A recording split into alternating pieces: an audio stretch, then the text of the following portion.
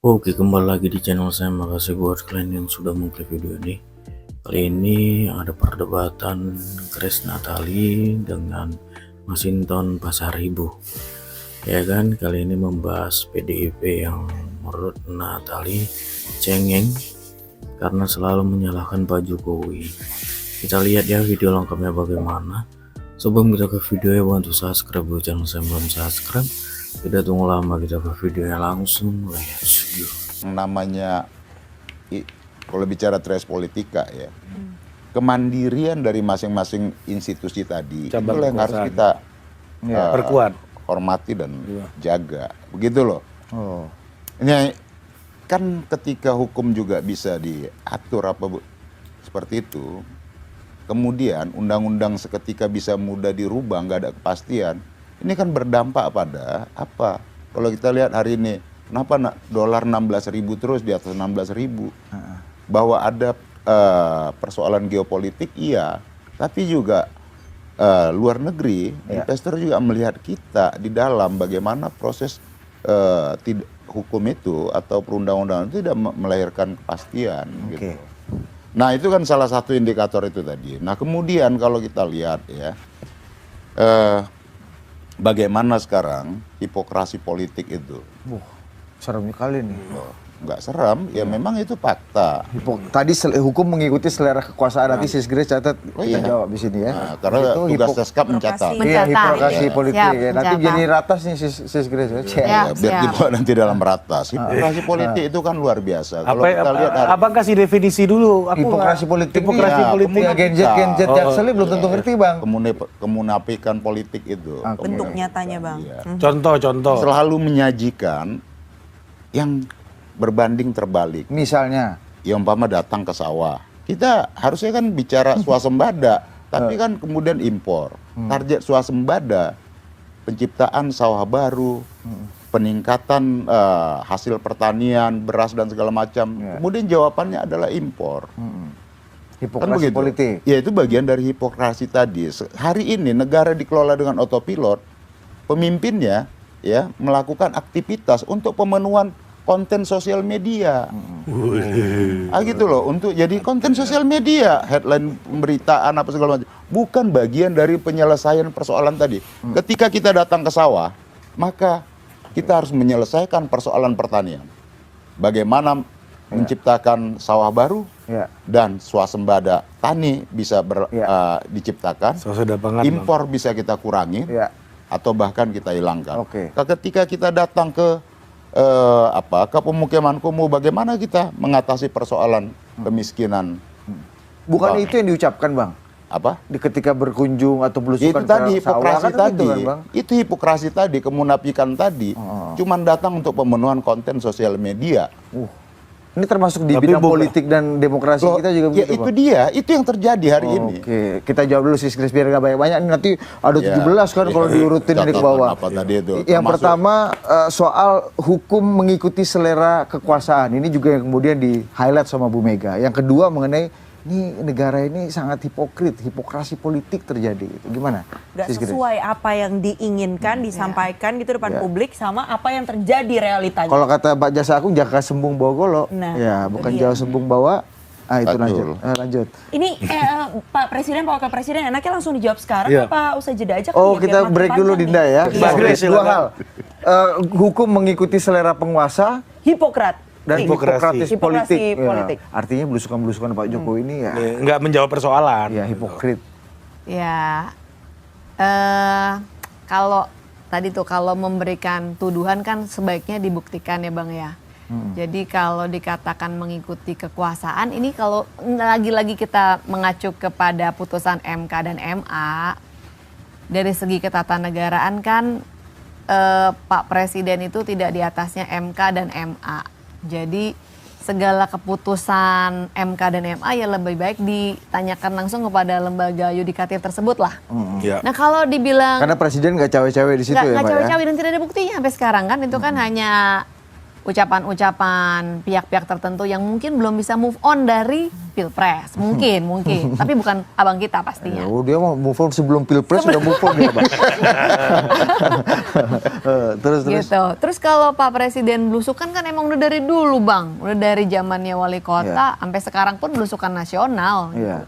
Dan memang mungkin pendekatannya agak lain dibandingkan dengan ya beda presiden, beda gaya ya. Saya Tapi pikir tadi ya. kan titik kritisnya dari Bang Masinton adalah belusukannya presiden tidak menjawab persoalan. Misalnya ke sawah, tapi besok tiba-tiba impor beras, harga rusak gitu misalnya, kayak gitu gimana menurut Sis Grace? Ya kalau impor dan belusukan itu kan tidak, artinya kan belusukan mengecek. Kan gayanya Pak Jokowi kalau kita lihat nih, cara halusnya beliau untuk bilang bahwa saya pantau loh, saya nongkrongin loh gitu ya. Itu kan beliau datang, nginep, bertenda di situ gitu kan. Itu kan semacam memberikan mental pressure kepada pejabat setempat untuk serius dengan kerjaannya gitu kan. Jadi message-nya di situ. Kalau kontennya bagus adalah akibat dari belusukan itu. Ya, kan, Bang? harusnya kalau Ya kan?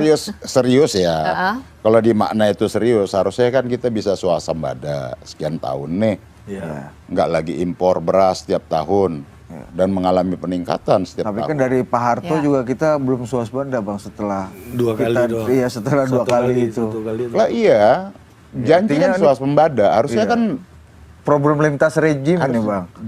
janji itu yang harus dikerjakan, difokuskan Oke. di situ. Nah, gitu loh. soal belusukan kembali lanjut Ya. lagi, Sis. Nah. Soal belusukan itu kan bagian dari keterbukaan informasi publik aja, Bang. Sekarang ini kan orang nggak cuma lihat TV ya, tapi juga lihat podcast ya kan, lihat sekarang malah anak-anak yang sekarang dapat berita tuh dari TikTok gitu kan, bukan dari kanal-kanal yang resmi lagi. Jadi aneka kanal lah supaya masyarakat itu tahu apa yang dikerjakan oleh Bapak Presiden. Saya pikir sih sah-sah aja sih, Bang. Kalau Ibu Mega mau TikTok kan boleh juga mungkin. Iya, kalau dalam konteks itu sangat sah. Tapi output dari itu yang nggak ada. Begitu, itu yang kita sebut hipokrasi politik tadi. Nah, kemudian kalau kita lihat nih ya, saya mengkontraskan dalam beberapa Beda hari gaya ini kok lah. disebut hipokrit Bang, sih. hipokrasi sama memang belum menuntaskan atau belum tuntas pekerjaan gitu janjinya Batasnya, itu. Bang. Iya, batasnya gimana nih, Bang? Hipokrasi kan betul-betul Kalau palsu nih, kalau ya kan? bicara Ya, memang- swasembada pangan kan, Bang, kita berarti harus berpikir memang lahan pertanian kita ini nggak bisa dikelola lagi secara kecil-kecil, harus industrialize. Iya. Baru kita bisa mencapai economic scale untuk bisa punya alat-alat yang canggih gitu kan. Kalau sekarang kan satu lahan kecil dimiliki oleh satu keluarga, belum lagi ntar kalau diturunkan dipecah-pecah lagi, ya jadi nggak economic scale. Tapi kan Kalau hari ini Pak begini loh Presiden ya, udah punya kalau- namanya hilirisasi. kalau Yang itu- sebelumnya kita nggak punya. kalau Bang. Down itu- streaming itu nanti akan menghasilkan, mohon Kalau- maaf Pak Jaksa, Iya. boleh nggak nih seskapnya nyelesain Boleh, dulu? boleh. Kasih dulu. Dengan adanya hilirisasi, downstreaming itu akan menjadi sumber pendapatan baru yang bisa membiayai aneka program, Bang, termasuk kebutuhan pangan misalnya. Jadi ya Oke. memang ada problem yang nggak bisa dituntaskan dengan cepat. Tadi Pak Wapres ya. Wapres kebetulan masih Wapres, Pak. Masih Wapres, belum ya. kudeta militer. Ya. Oke. Nah, saya bisa ituin ya. Iya. Kalau 2 tahun, baru 2 tahun itu boleh kita kasih penjelasan seperti itu. 10 nih. Iya, ini masuk tahun ke-10. Kok ini masih impor terus? Kan begitu ya. Ya. Ini kan kita Itu soal durasi pangan, waktunya Bang. sudah cukup tadi. Soal politik dan demokrasi deh, soal hukum deh. Oh iya. Tadi, ini Ya hukum, khusus nih. coba kita lihat hari ini. Ya, bagaimana tuh? Apa sih kritik masyarakat hari ini terhadap penegakan hukum kita? Berarti nggak ada panduan terhadap instrumen hukum itu sendiri. Ya, begitu loh. Umpama yang namanya dalam meritokrasi sistem di institusi hukum itu sendiri nggak ada lagi tuh, gitu loh.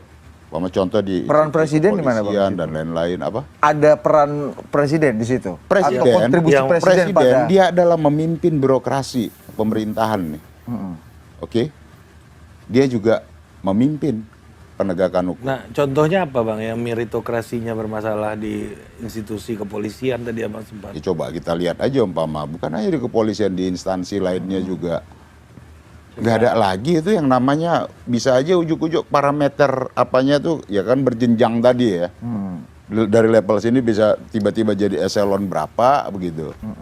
Seperti itu. Nah, kemudian ya dalam sisi kita bicara keadilan, nah, gitu loh. Bagaimana apa yang menjadi persoalan di masyarakat hari ini? Hukum itu hanya tajam ke bawah, tumpul ke atas. Nah, kultur itulah yang masih muncul sampai saat ini. Nah, itu kan harus ya.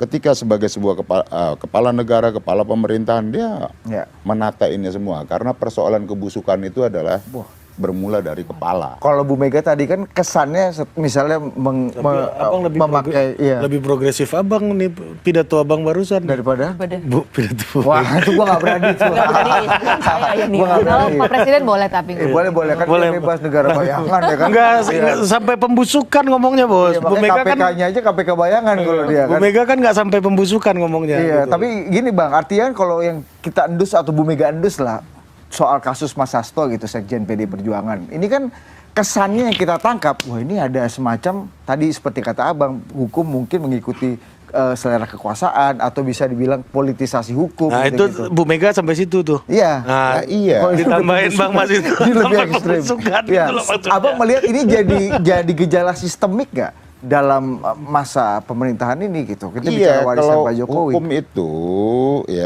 ya udahlah tegakkanlah tanpa pandang bulu. Juga menyangkut waktu. Kan begitu ya. Nah, Emang kasus Mas Hasto tuh ada nuansa Ya. bau anyir ya Bang? Tiba-tiba- Bau anyir politik.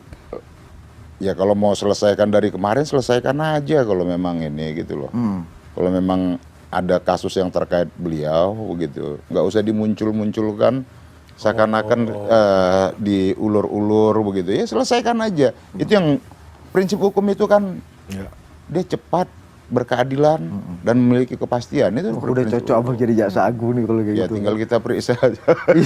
Jangan sampai dia menjadi bom waktu yang mau diledaki Lah kapan iya, gitu loh maksudnya. menjadi tabungan kasus yang seakan-akan Bisa dibongkar kapan aja. Iya, Itu kan gejala itu nggak ada kepastian. gejala itu Abang lihat dalam waktu periodisasi tertentu kelihatan atau ini masih ini aja apa kekhawatiran Abang masa depan aja?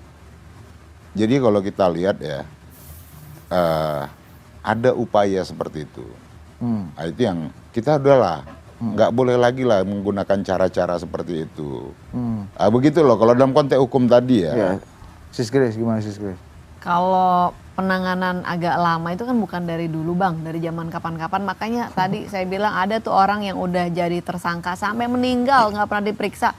Begitu jadi tersangka, stroke nggak pernah diperiksa sampai meninggal gitu kan. Nah iya, itu yang sudah ditersangkakan itu. Iya. Nah kalau ini kan Atau jadi- Kadernya abang juga masih diperiksa, dicari ini, nih sampai nah, sekarang nih gitu-gitu bang loh. keberadaan. Iya. Artinya jangan suuzon lah Bang. Enggak, kita nggak seujon. Jadi gini loh, Mbak Grace, saya juga paling malas itu umpama begini ya. Bicara tentang kekuasaan dianggap kita nggak move on. Padahal kita menyampaikan fakta. Bagi saya pemilu udah selesai. Begitu loh. Tapi balik-balik ngomongnya Presiden MK akan melulu. berakhir 20 Oktober. Tapi ketika kita bicara tentang fakta-fakta, jangan dibilang kita persoalan move on tidak move on. Bagi saya udah selesai itu. Justru kalau kita masih kembali ke situ, kitanya yang nggak terima dengan kenyataan tadi. Ini Nah, Pak Presiden baru ada doa zikir bersama, di mana di situ Udah minta maaf. ya ada permintaan maaf yang saya pikir ini saya ya pribadi melihatnya sebagai upaya beliau untuk rekonsiliasi juga, closing yang baik. Kayak namanya manusia pasti ada salah-salah kan nggak mungkin sempurna. Tapi kalau kita mau cek data yang paling mendekati kebenaran, saya pikir tanyalah kepada masyarakat. Yang dimana pada hari ini masyarakat kalau ditanya tentang penghidupannya, relatif mereka puas dan mungkin banyak yang sedih juga. Pak Jokowi akan segera berakhir 10 tahun kayaknya berasanya cepat banget. termasuk yang sedih. Kok saya? Nah kemudian itu saya pikir banyak data-datanya mulai kita bicara tentang angka kemiskinan yang paling rendah dalam 1 dekade terakhir, angka pengangguran yang rendah, kemudian juga redistribusi tanah yang sudah jauh lebih baik, infrastruktur yang dibangun oleh Pak Presiden jalan jauh melebihi presiden-presiden sebelumnya. Itu saya pikir data-datanya is given dan tidak bisa dibantah pencapaiannya beliau. Kalau masih ada kurang-kurang ya beliau mohon maaf. Oke. Nah hari ini yang saya agak kecewa nih sebagai warga masyarakat, PDIP ini kan kepala daerahnya paling banyak ya Bang ya dibandingkan partai-partai lain. Kalau kita bicara sistem demokrasi kita hari ini, sebenarnya yang paling punya tangan yang paling dekat sama masyarakat dan pemilih itu kan kepala daerah. Kenapa hari ini kayaknya cengeng banget sih Bang? Selalu nyalahin aturan yang katanya dimain-mainkan tapi nggak bisa dibuktikan. Ada forumnya nggak dipakai gitu kan. Dan kalau Kok memang cengeng? nggak puas, tarik aja menterinya. Nah, Maksudnya oke. kok cengeng gimana? Ya itu. Kalau presidennya nggak suka, ya ganti aja orang ke prerogatif kok. Nah tadi ya tentang Iya. dalam konteks kapasitas, kan bukan presiden yang nggak dalam suka. relasi relasi manusia. Yang komplain kan Betul. abang melulu nih, ditarik dong Masalahnya menterinya. gini Bang Masinton izin dan Sis Grace, dalam relasi kita dengan penguasa produser yang ada di belakang Oh, juga itu timpang ya karena durasi sudah habis ya. Ini Tapi kita APBN kalau perlu gimana? Bisa. Ini udah kredit title udah. Gitu ya ungkapan dari Grace Natali dan Masinton Pasaribu yang selalu menyalahkan Pak Jokowi ya, Masinton Pasaribu yang menganggap belusukan ataupun yang dilakukan Pak Jokowi itu sekedar konten ya kan di sosial media. Wah, sampai keluar kata-kata seperti itu ya kan. Ya, tanggapan Grace Natali, aturannya yang dekat masyarakat itu ya caleg-caleg ya kan, terutama Pak Jokowi. Kenapa harus keluar kata-kata memenuhkan konten ya kan? Kenapa cengeng sekali selalu menyalahkan Pak Jokowi? Itu sekian video dari saya. Gimana menurut kalian? Coba komen di bawah. Dan sampai bertemu di video saya selanjutnya. Buah.